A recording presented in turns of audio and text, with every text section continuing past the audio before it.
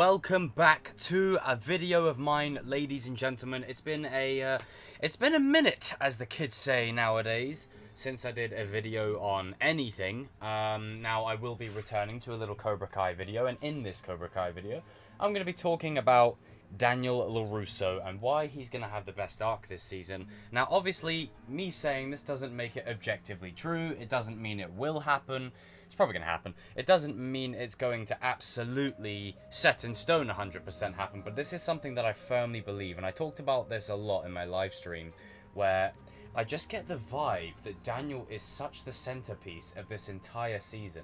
The way the trailer is designed. Now, obviously, as I've said, trailers are designed to mislead you, lead you down an alternate path, so to speak, make you think things that aren't really there. But I think there's a moment in the trailer that absolutely convinces me that it's Daniel's season. Is the very, very, very, very, very minute, not necessarily when Amanda screams at him saying, "Fine, handle it." It's the moment when he looks at the picture frame, and he looks like he's something. It's like he's straight out of Wolverine or something. It's like this is a man who's been beaten down. He's tried his best to take Cobra Kai out the equation, and he's lost for damn near 4, nearly 5 seasons in a row. And obviously within the first season it was a different set of circumstances, but season 2 onwards, Daniel has relentlessly been trying to keep Cobra Kai away from the valley, to stop it spreading to kids, because he knows exactly what it's going to do to people, and now he's paying the price. And I think this whole season is going to push Daniel Spider-Man 2 style. And I think he's going to be beaten down at every turn. He's going to be absolutely hammered into the ground. Just when you think it can't get any worse for him, it gets worse. Anytime there's a glimmer of hope, it gets completely taken away and things just worsen for him. And the moment that I absolutely love, the transition in the trailer, where after he grabs the frame and then Silver warns him about playing with fire, it's almost like it sets the tone immediately. As soon as Daniel walks into Miyagi-Do and he sees Amanda, his former student, well, his main student, but his former student, his daughter, his son, his 2 new allies, Hawk and Miguel, and he's got his rival and his other rival just right next to him. Now imagine, and this is what I said in that live stream, imagine a whole season of Daniel getting beaten down physically, mentally, spiritually. He gets beaten down, pounded down, and then it all culminates in this moment here. Maybe Amanda buggers off with the kids for a couple of episodes. Maybe Daniel's alone. Maybe he's in isolation. Maybe we go back to the part of Karate, I almost said Karate Kid 2, Cobra Kai Season 2, of where you really sort of tested Amanda and Daniel's relationship and bond. Now, do I think Amanda's going to go and run off with Silver and we're going to do that to Daniel? I can't say the word. No, I don't think that's going to happen at all. But I think what is going to happen is Daniel's going to feel alone. He's going to be isolated. He's going to have no one to turn to. And then ultimately, it's going to come in the form of a situation where Johnny and Chozen come together in honor of Daniel. And they are both going to assemble all the troops. His wife's going to come home, his son and daughter will come home, and his former student, main apprentice, Robbie, will come home too. And his new allies, Miguel and Eli, standing right there with him. Now just imagine that for a second. A whole season of that. Beating him down, tearing him apart, absolutely hitting him until he's at his lowest point. The lowest point we've ever seen him. He opens the door, and then he sees all of those characters in front of him. And if you focus on the shot in the trailer when they bow, they're not looking at Johnny and Chozen. Every single character is looking at Daniel. Now, Tori's missing from the shot. I can't really see Dimitri or Chris, but everyone that is bowing to him is looking at him. They're looking straight at Daniel. They're not looking at Johnny and Chozen. They're looking at Daniel. And I think Johnny and Chozen have assembled the squad all together to give Daniel hope. It's about being able to hope again. And I think in the latter half of the season, Daniel will begin to believe that. He'll begin to believe that it is possible to hope again, and it will set him back on the right course. Because I know this show is ultimately Johnny's redemption story. It's about the stories of Miguel and Eli and Robbie and Sam. But Daniel is still the Karate Kid. Johnny and Chozen, yes, they're great characters, but what this season will remind us is this is still Daniel's universe. This is still the Karate Kid, the OG Karate Kid right here.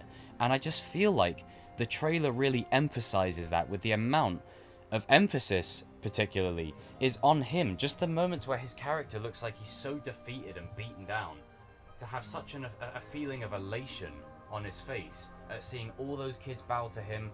And then the shot that I absolutely freaking love is, I mean, well, there's many shots I love. The one where Chozen looks at him, if you think about the history and how, you know, where they've been through in their life to where they are now. And then the shot immediately after, when Daniel looks at Johnny and they both look at each other. Now, the difference between this and Season 3, or the beginning of Season 4, is yes, they looked at each other, but it was uncertain. You were unsure if they were going to be able to team up and put their past behind them and move forward. This shot right here communicates to me that there is no doubt in my mind that Johnny is full-on Miyagi-Do now. Full-on Miyagi-Do. Now, not necessarily in terms of style, but in terms of his side, his allegiance. He's fully with Daniel, Johnny is fully with those two, and they're united together. And I think we're just getting started. We still have Julie Pierce that, you know, you never know if they could bring into the fold. Kreese will definitely come into play at the latter half of the season, and we still are unsure as to what role Mike Barnes will play this season. But I think it speaks volumes of Johnny and Daniel exchanging a look together, just a silent moment. And this is what I've always said, a silent moment can always say 1,000 words, more than even 1,000 words could. You don't need dialogue here. The face expressions, the music, the way the scene is shot, look at the lighting. It's like bright light, it's like hope. And I think that's what's going to happen. You're going to have Daniel be dark and depressed all season, and Johnny and Chozen and the kids and his wife are going to be the ones to give him that hope again. And I tell you what, when this scene happens, we're going to be bawling like babies. Every single one of us. I think every single one of us is going to get caught in the feels, and you're just going to have man tears. Because at the end of the day, I know people with this show tend to take sides. Are you team Johnny? Are you team Daniel? Rah, rah, rah. But what this shot right here communicates is it's not about that. It's not about teams. That's surface level. What is more important is connections with yourself and other people. You know, being able to put the past behind you, not hold grudges. And if Robbie and Miguel can see Johnny and Daniel bury it together, that ties into their arc completely. And I think I speak for everyone when I say this Johnny and Daniel rivalry bickering needs to stop. Now, they'll never stop bickering, it's funny. But it'll be a funny bickering. It'll be a good cop and bad cop where they are on the same side. They just have different methods about going about it. But it's not like it's going to be a point of contention where they have a fight mid-season and then it causes them to lose in the finale. I think this particular moment will happen in and around the latter half of the season, and I can't wait to see it unfold because it's just a testament of how far we've come. And I think Ralph deserves a lot of award and appreciation because as much as obviously our man William has delivered some amazing performances throughout this show, there are so many scenes across this show that Ralph has absolutely acted, excuse my language, he's acted his bollocks off. There's one moment in Season 2 that I will always love, is when he's wandering the beach. He's walking along the beach and he sees someone who looks like Mr. Miyagi, because that encapsulates Daniel's arc. He's looking for Miyagi. He hasn't quite gotten over the fact that Miyagi is no longer here. He's no longer around. And I think, you know, that's, again, a very